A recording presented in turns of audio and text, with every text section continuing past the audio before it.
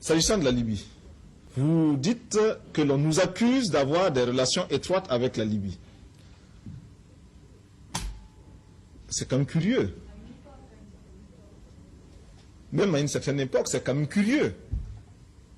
Voilà un État souverain qui établit des relations avec un autre État souverain, qui les veut étroites, qui réussit à les avoir étroites, et on l'accuse. Pendant que d'autres ont des relations tout aussi étroites avec ce même État souverain, sans être accusés. L'on veut nous faire croire que nous avons là une maladie honteuse, maladie à cacher. Alors, qui trompe qui? Dans les relations avec la Libye, faut-il encore que nous le répétions ici, il y a 3 catégories de pays.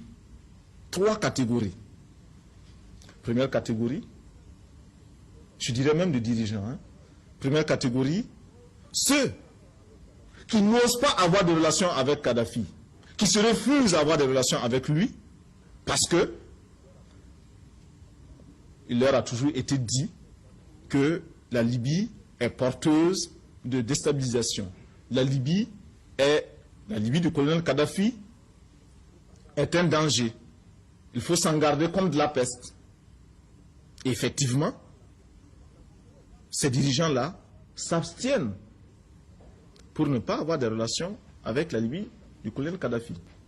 Deuxième catégorie de dirigeants, ceux-là qui ont des relations avec la Libye du colonel Kadhafi, mais les entretiennent de manière discrète et très bien camouflée. Ce sont ceux que l'on rencontre par émissaires interposés dans les coulisses et les couloirs de Benghazi ou de Tripoli, faisant des détours par d'autres capitales avant d'aboutir en Libye, pour passer inaperçus, mais enfin rapportant des pactoles qui sont tout aussi valables et intéressants. Troisième catégorie, ce sont ceux qui entretiennent des relations avec la Libye du colonel Kadhafi, qui le proclament. La Haute-Volta fait partie de cette catégorie-là. Nous avons des relations avec le colonel Kadhafi, nous avons des relations avec la Libye, nous le disons tout haut. Mais nous le disons de manière responsable.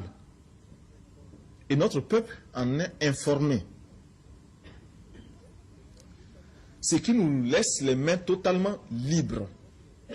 Le jour où nous estimerons que nos intérêts ne se trouveront, nous n'avons plus intérêt à avoir même un semblant de relation avec le colonel Kadhafi, eh bien, nous romprons.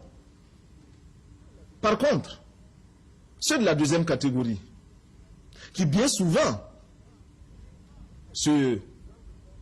ont quelques drames de conscience vis-à-vis de leur opinion, ceux-là sont bien embarrassés et savent très bien que la menace pèse sur eux comme une épée de Damoclès. Et chaque fois qu'ils ont voulu dénoncer très haut la Libye, on a menacé de révéler 1/10 des contrats qu'ils passent avec la Libye pétrolière. Et ils se sont toujours tus. Qui est pion? Qui est le pion?